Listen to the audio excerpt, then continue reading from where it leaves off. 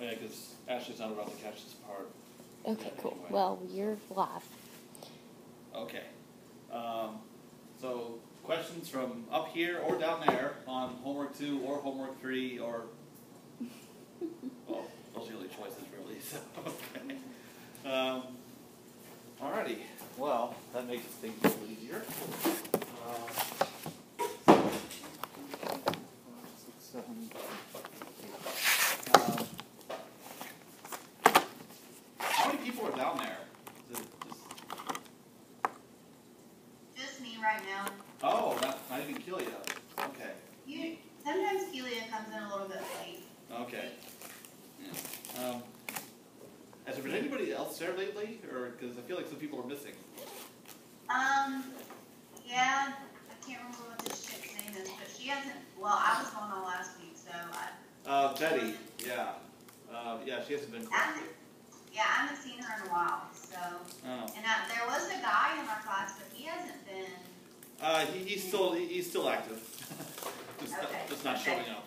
So maybe, yeah, maybe if you're watching the videos. So it's a good thing at least now the videos are fully working. Yeah.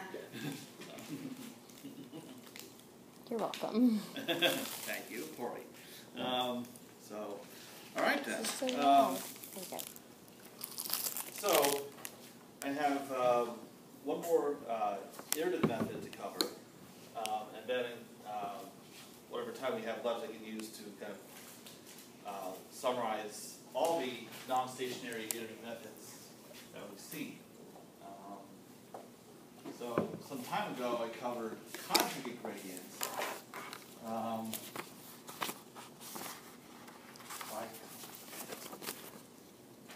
What am I doing? All right. It's been a long day, so just keep that in mind. 2 students depending on 2 days. What, you laughing at me? It's just been a long day.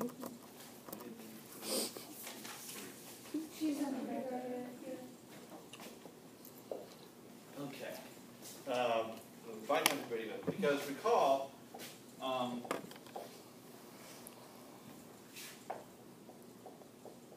the conjugate gradient method is only for matrices that are symmetric, positive, definite, or SPD. Now, previously, so on Monday I presented one effort to somewhat generalize conjugate gradient to the non-symmetric case. And that method was GMRes. But one drawback for GMRes is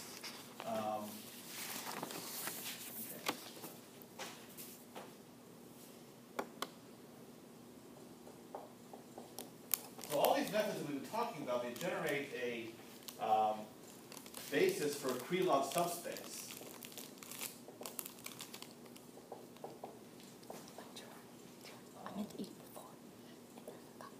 And for GMRes specifically, unlike conjugate gradient or even MinRes that I also presented on Monday, it takes a lot of computational effort to generate this Krylov subspace basis. I referred to these vectors last time as Q1, Q2, and so on.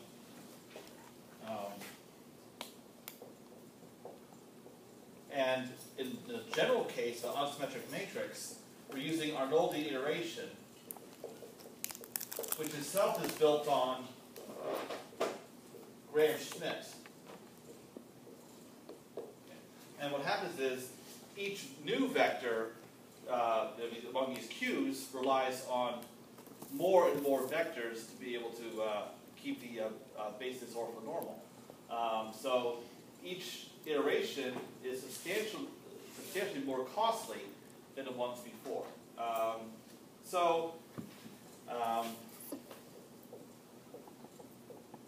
Is it possible to generate Krylov subspace bases that are based on short recurrence relations? For example, conjugate gradient and min-res, they rely on short three-term recurrence relations. Each new vector in your basis depends only on the previous two. Is it possible to have that in this case? And the answer, the short answer is yes, but you do have to give something up to get it. You can argue that it's worth giving something up because having short recurrences is very important. It keeps the computational cost of these iterations in check. So each iteration costs about the same. So what is it that we have to give up? And the answer turns out to be orthogonality. I want to check, see if Ashley is here yet. Oh, okay. Yep.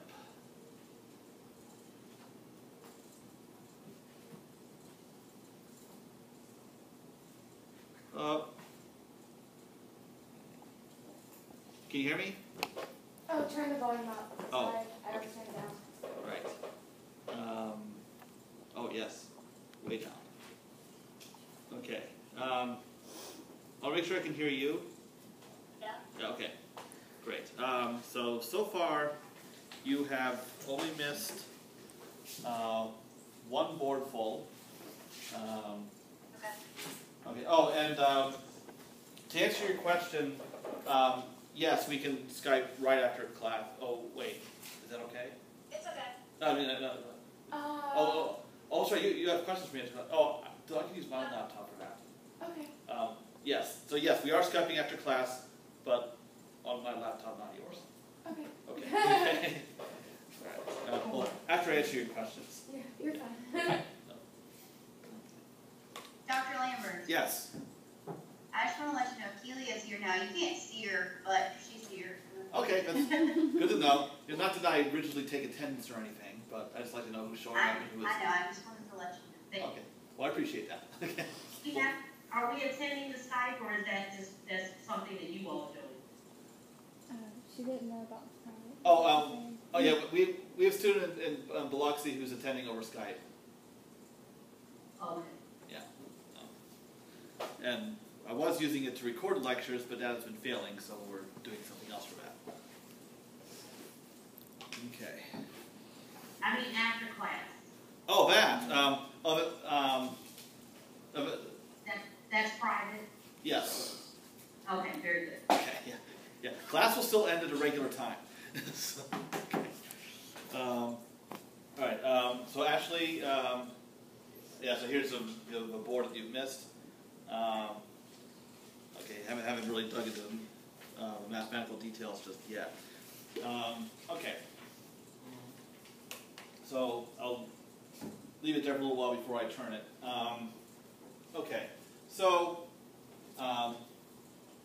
the idea is now we're no longer going to have, we're still going to generate a basis for a Krylov subspace. We're going to start with our right-hand side B, and we look at the Krylov subspace B, AB, A squared B, and so forth. We still are going to generate basis for that as efficiently as possible. It's just that it will no longer be an orthonormal basis. All right.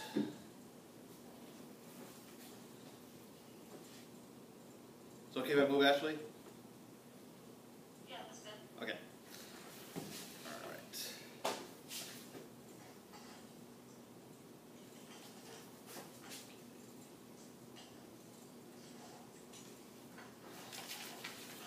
All right. So, in fact, what we're going to do is this new approach, which will eventually become the biconjugate gradient method.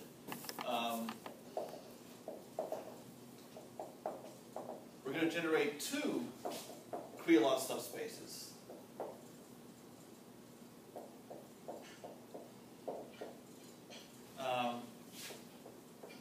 So first one, we start with vector B, and we keep multiplying by A. So that's a Krylov subspace that we have been generating. So B, AB, A squared B, and so on up to A to the K minus 1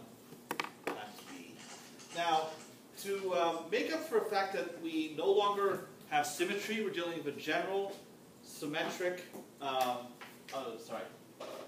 general unsymmetric but invertible matrix.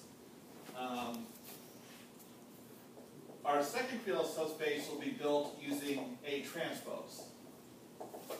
And it'll become clear a little later why it's going to be convenient to do that. So it's B, then A transpose B. Now, there's a typo in the notes that I did not fix until earlier today. So it should be A transpose squared B. So past this point in the notes, I forgot to transpose. But it's fixed on the site now. Okay.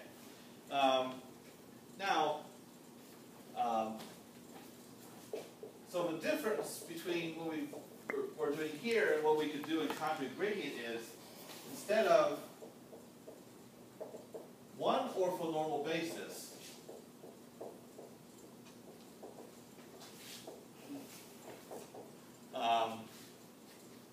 that I described as Q1, Q2,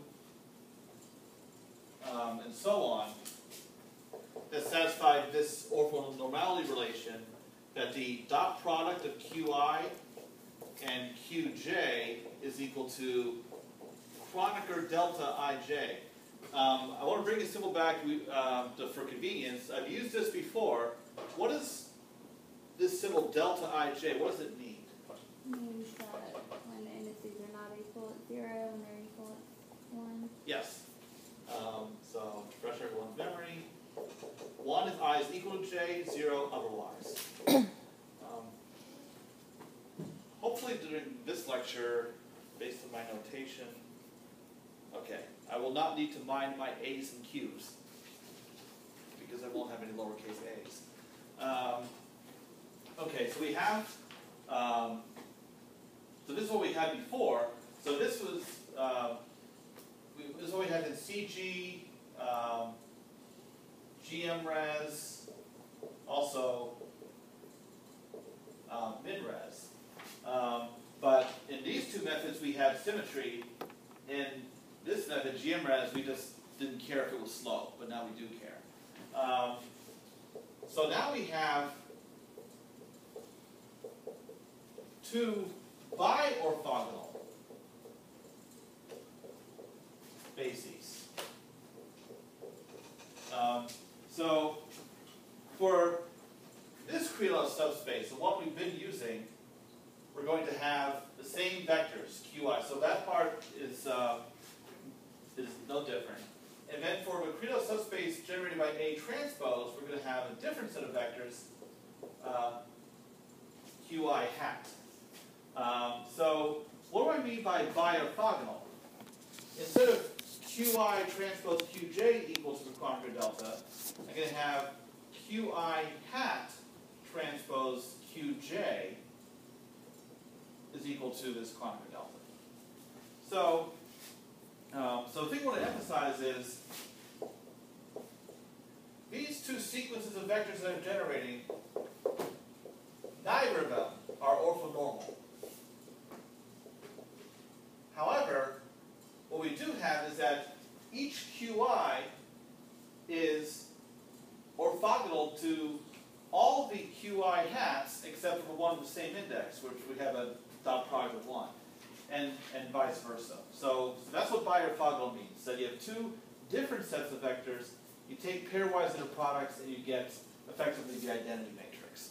So if I define matrices, so capital QK has columns Q1, Q2, up to QK, and then I have QK hat is equal to Q1 hat, Q2 hat, and so on up to QK hat. Then I can say that QK hat transpose QK, that is a K by K identity matrix. But if I take